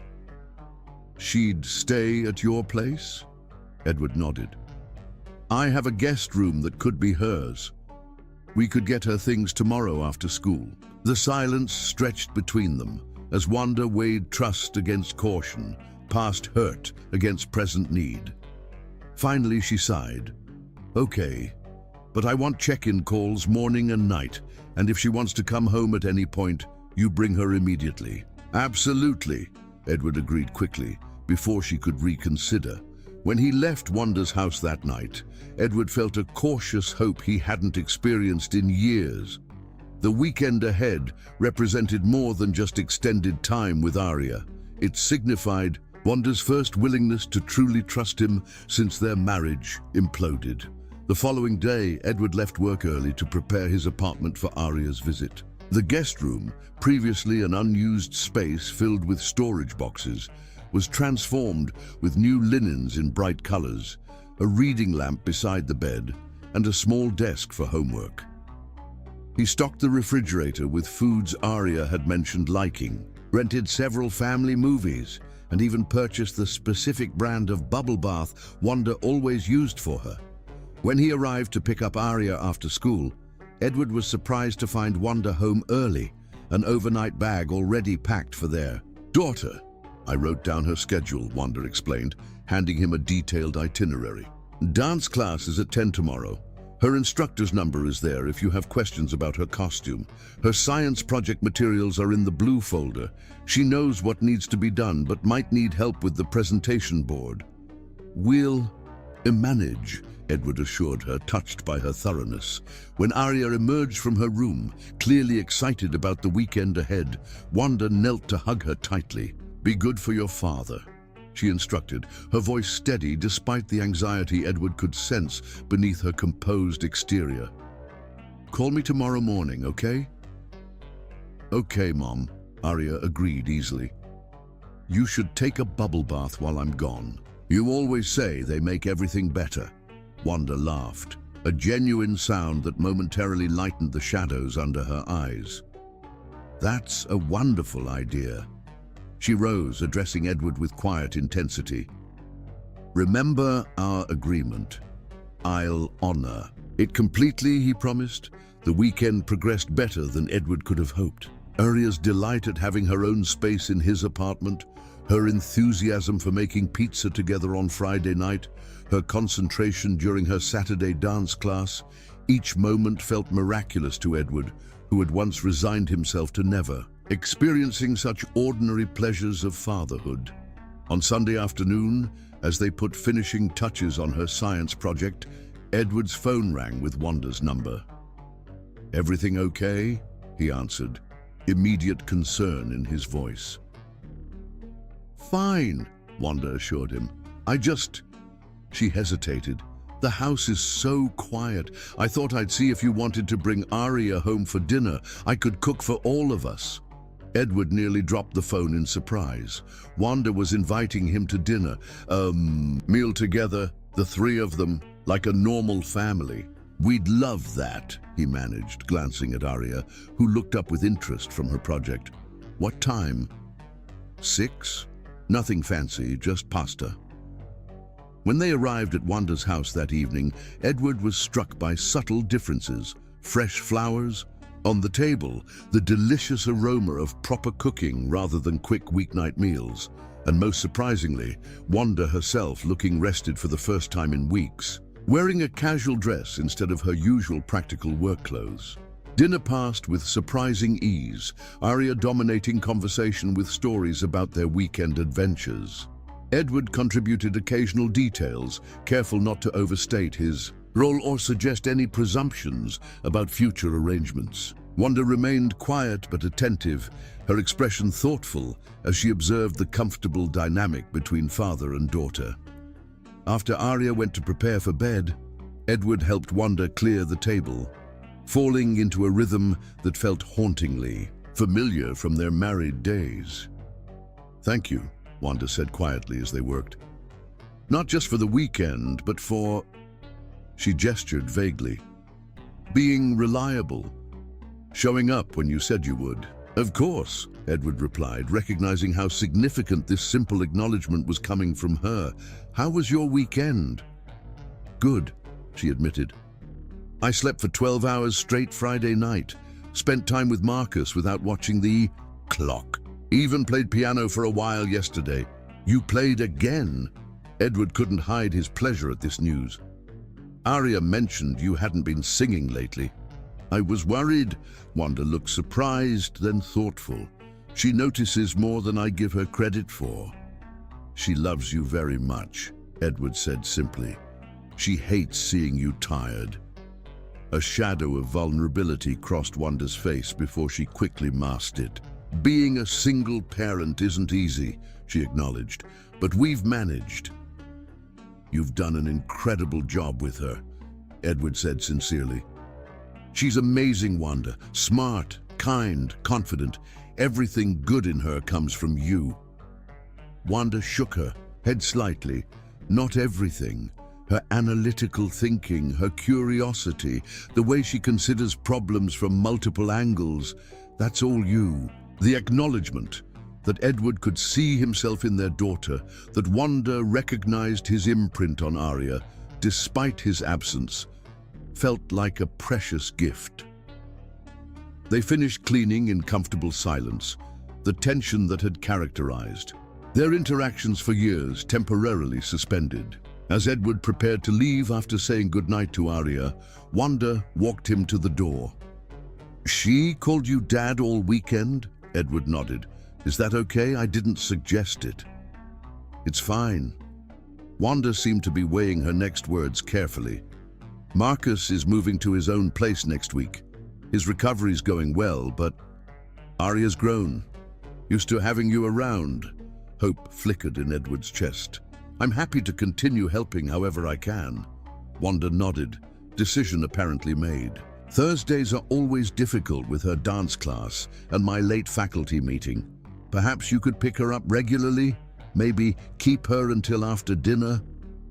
It wasn't forgiveness or reconciliation, merely a practical arrangement, but Edward recognized it for the monumental step it represented.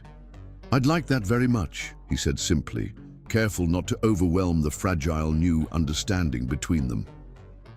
As he drove home that night, Edward felt something he hadn't experienced in 6 years, the sense that he wasn't merely existing but actually living, with purpose and meaning, beyond atonement for past mistakes. The path forward remained uncertain, the wounds of the past far from healed, but for the first time, he allowed himself to believe that his relationship with his daughter might continue growing, and perhaps someday, the broken trust between him And Wanda might begin to mend as well. Chapter 9: Breaking Point. The fragile co-parenting arrangement between Edward and Wanda had stabilized over the past 6 months. Thursdays had expanded to include occasional weekends, school event attendance, and even joint parent-teacher conferences where they sat side by side, presenting a united front for Arya's benefit while maintaining careful emotional distance from each other. Though grateful for his growing role in Arya's life, Edward remained acutely aware of the boundaries Wanda had established. He never referred to them as a family, never suggested activities that might blur the lines between co-parenting and reconciliation, never presumed upon the tentative trust Wanda had extended. Their interactions remained cordial but formal, the weight of their past hovering between them like an unacknowledged presence. On a crisp autumn morning nearly 7 years after their divorce, Edward received a call from his assistant while in a business meeting. "Mr. Whitman, I'm sorry to interrupt, but there's an emergency call from Arya's school." Edward excused himself immediately, heart pounding as he took the call. The school nurse explained that Arya had fallen during recess, possibly fracturing her arm. They'd been unable to reach Wanda, who was at a mandatory training workshop with her phone off. "I'll be there in 15 minutes, Edward assured her, already heading for his car. At the elementary school, he found Arya in the nurse's office. Tear-streaked but trying to be brave, her left arm stabilized in a makeshift sling. The sight of his daughter in pain stirred something primal in Edward, a fierce protectiveness he'd never fully experienced before. "Dad," Arya said when she saw him, relief evident in her voice.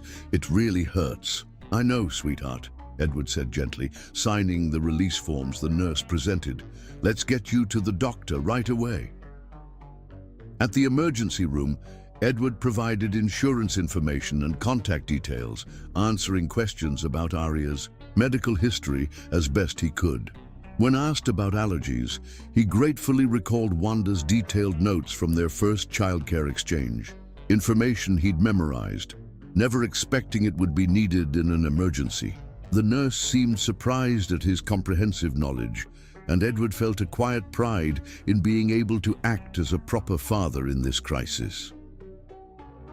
As they waited for X-rays, Edward continued trying to reach Wanda, leaving messages explaining the situation. Arya, pain medication now taking effect, leaned against him with drowsy trust.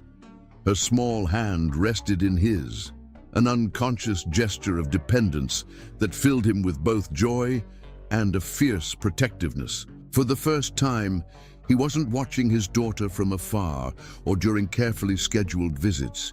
He was her father in the fullest sense, the person responsible for her well-being in a moment of vulnerability.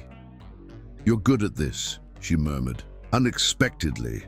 "At what?" Edward asked, brushing hair from her forehead. "Being a dad."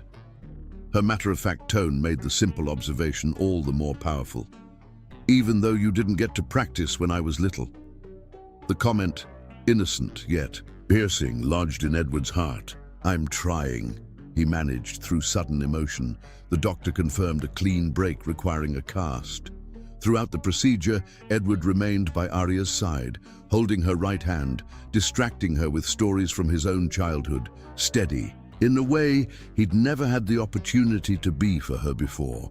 They were preparing to leave when Wanda finally arrived, breathless and clearly distraught. "Arya!" she exclaimed, rushing to embrace their daughter before turning to Edward with a mixture of gratitude and something less identifiable. "Thank you for handling this. The school called my principal when they couldn't reach me, but I was already driving here." "No need to thank me," Edward replied simply. "I'm her father." Something in his tone must have struck Wanda because she studied him with new awareness before turning her attention back to Arya's injury. Once discharge papers were completed, they walked together to the parking lot. "I can take her home now," Wanda said, clearly expecting Edward to relinquish responsibility now that she'd arrived. "Actually," Edward began carefully, I thought I might come along, help get her settled, maybe pick up dinner so you don't have to cook. He prepared himself for refusal, but Wanda merely nodded after a moment's consideration.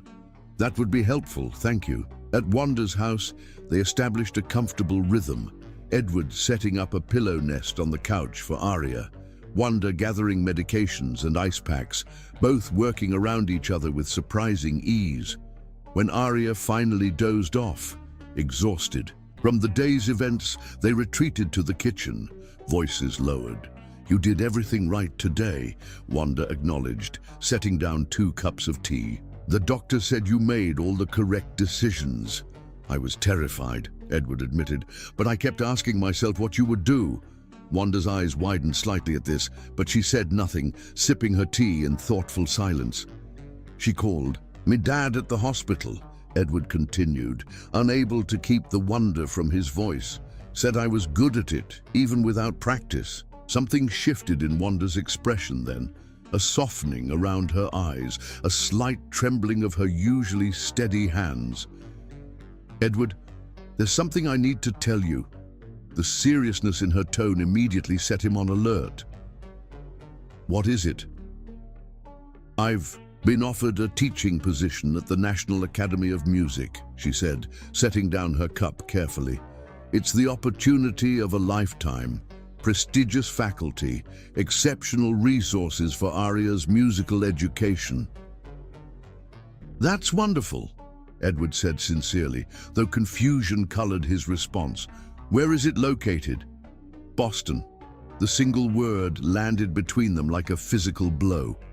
Boston, hundreds of miles away, far beyond the possibility of Thursday pickups and weekend visits, beyond the careful co-parenting arrangement they'd established. "I see," Edward managed, fighting to keep his voice steady as the implications crystallized.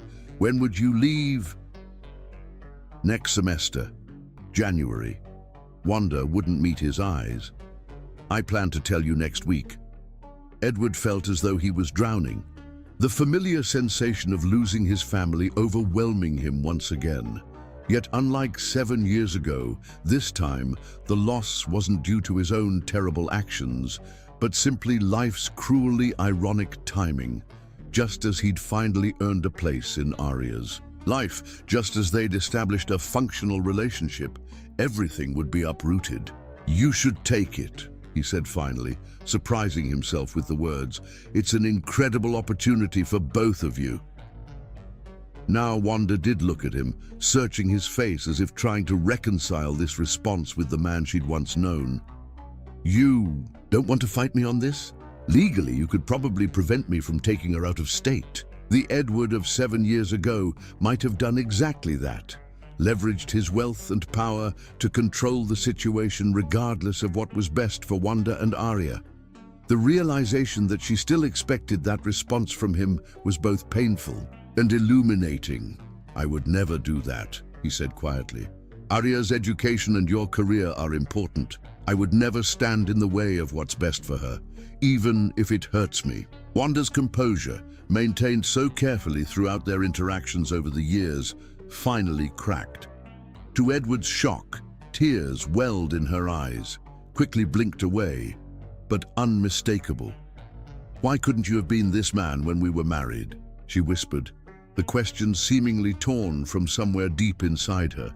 Before Edward could respond, a small voice called from the living room. "Mom, Dad, is everything okay?" They composed themselves quickly, the moment of vulnerability suspended, as they returned to their daughter's side. Yet as they cared for Arya throughout the evening, something fundamental had shifted between them, a question asked that could not be unasked, a glimpse of what might have been that could not be unseen. When Edward finally prepared to leave that night, Wanda walked him to the door, an uncharacteristic hesitation in her manner. "Thank you again for today," she said formally, though the formality felt more like habit than intention. "Call me if she needs anything tonight," Edward responded, stepping onto the porch. Then, gathering his courage, he added, "And Wanda, about your question earlier, I ask myself the same thing every day." As he drove home, Edward confronted the reality of their impending separation with a clarity born of hard-earned wisdom. 7 years ago, he'd lost his family through his own cruel actions. Now, he faced losing the carefully rebuilt relationship with his daughter through circumstances beyond his control. Yet despite the ache in his chest, he recognized that his love for Arya had evolved from the selfish attachment of his younger self into something purer, a love that prioritized her well-being above his own desires. For the first time, Edward understood that sometimes loving someone means letting them go. Chapter 10. Hearts Reunited.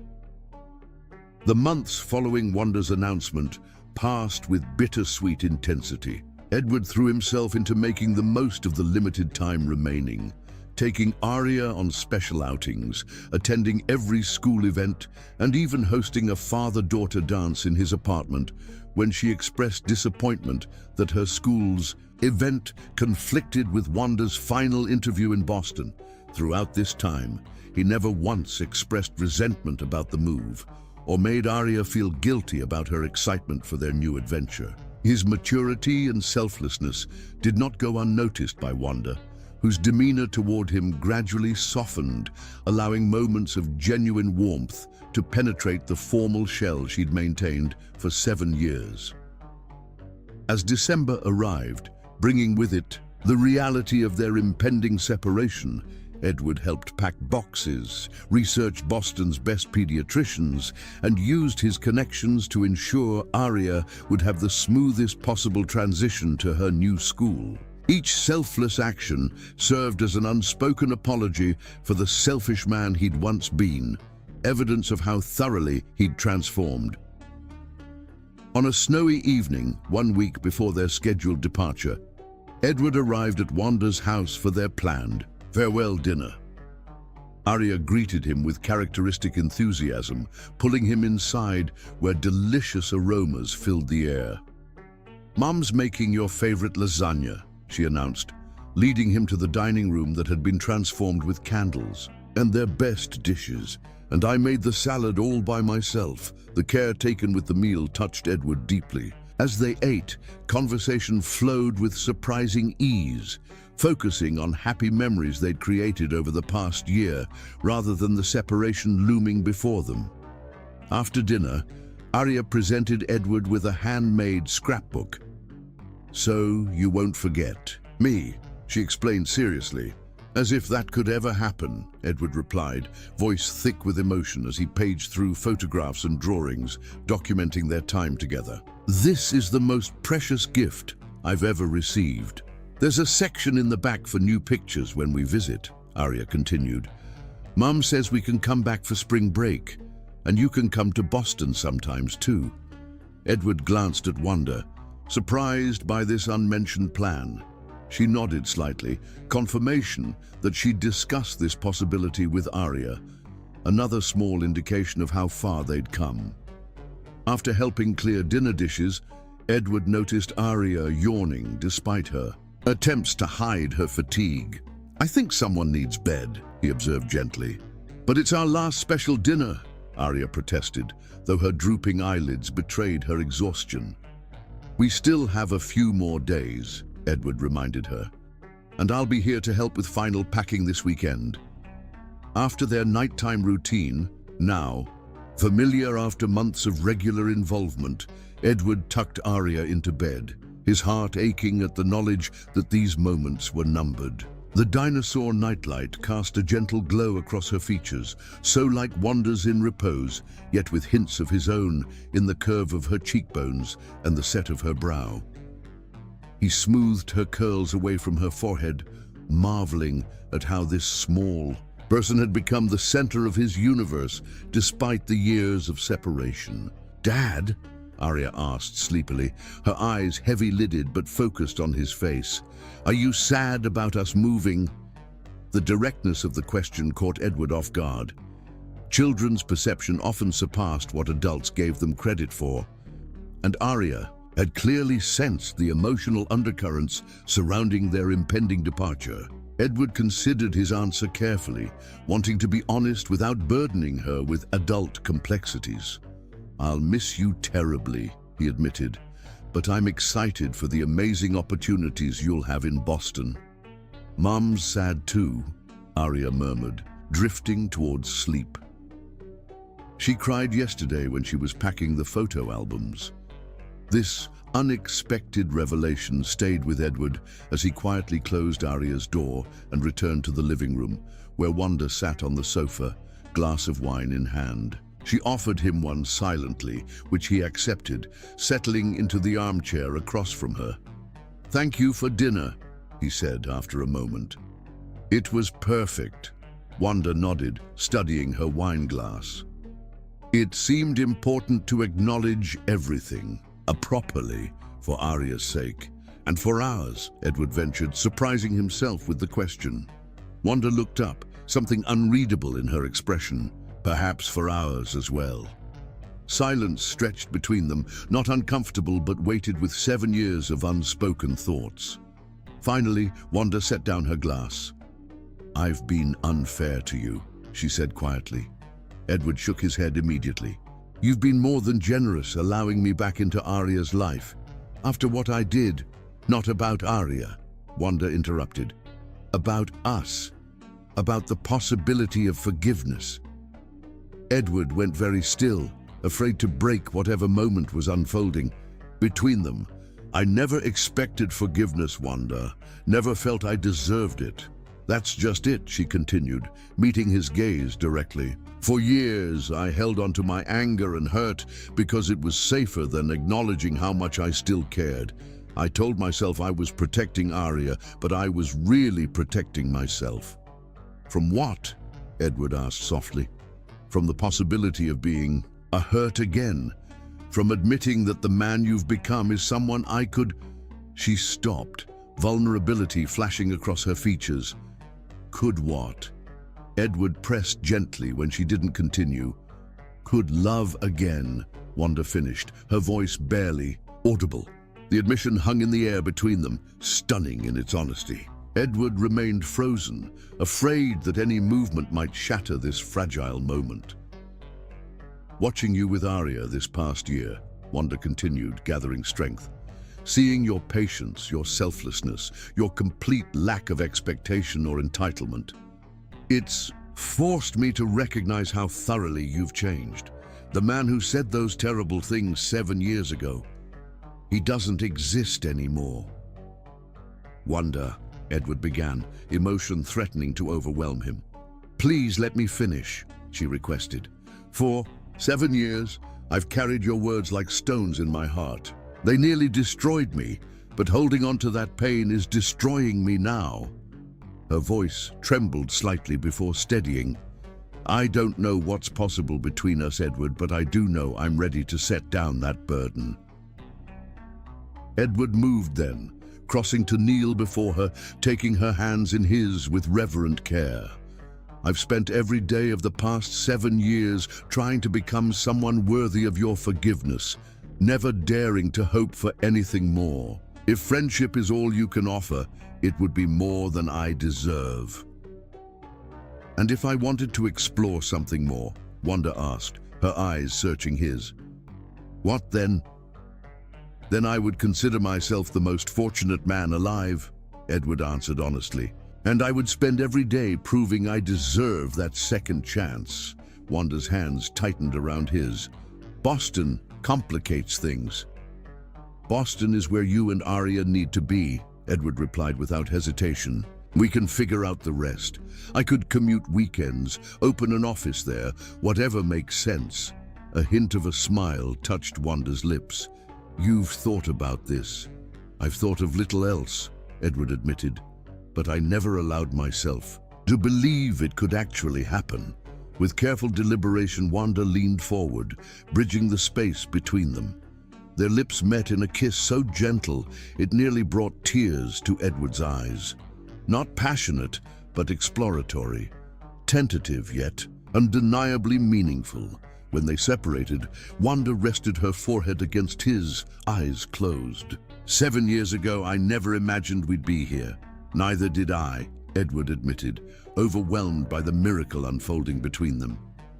"But if you're willing to try, I promise I will never give you cause to regret it."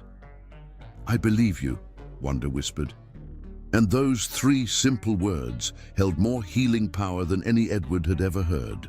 They stayed like that for long moments, neither rushing to define what would come next, both recognizing the significance of this threshold they'd crossed. Eventually, Wanda spoke again, practical considerations asserting themselves.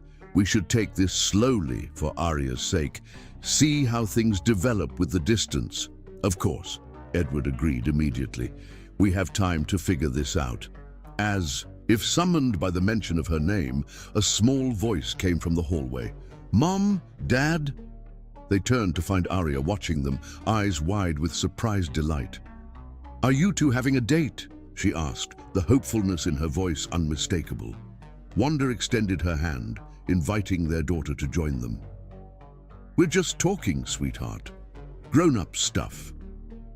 "About Boston?" Arya asked, settling between them on the sofa. "About lots of things?" Edward replied carefully, "including how we'll all stay connected after your move." Arya looked between them with the perceptiveness that sometimes startled both parents. "You're not fighting. You look happy." "We are happy," Wanda confirmed, meeting Edward's gaze over their daughter's head. "We're figuring some things out." This seemed to satisfy Arya, who nestled comfortably between them, seemingly content with this unexpected tableau of family unity. As they sat together, Edward marveled at the journey that had brought them here. From the cruel words that shattered their marriage to this moment of tentative new beginning. Later, after Arya had been tucked back into bed, Edward prepared to leave, though with none of the finality he'd expected from this evening. At the door, Wanda's hand rested lightly on his arm. "Boston is still happening," she said, wanting clarity. "This doesn't change Arya's opportunities there." "I would never want it to," Edward assured her. "Whatever develops between us has to work alongside what's best for her, not instead of it." Wanda nodded, relief evident in her features. "I'll call you tomorrow. We can talk more about possibilities." "I'd like that," Edward replied, happiness warming him despite the winter chill as he stepped onto the porch. Wanda's voice stopped him once more. "Edward, thank you for becoming the man I always believed you could be." As he drove home through gently falling snow, Edward felt a sense of peace he hadn't experienced in 7 years. The future remained uncertain, logistical challenges of distance, the careful rebuilding of trust, the integration of their separate lives into something new. But for the first time, that future contained hope, not just for continued co-parenting or occasional visits, but for genuine connection, for the possibility of family in its truest sense. What had begun as the worst mistake of his life had initiated a journey of transformation he would never have chosen, but could no longer regret. Through the crucible of his greatest failure, Edward Whitman had become someone better than he'd ever been before. A man capable of selfless love, a father worthy of his daughter's admiration, and perhaps, if fortune favored him, a partner deserving of a second chance with the woman he had never stopped loving. As snowflakes danced in his headlights, Edward whispered a promise to the night.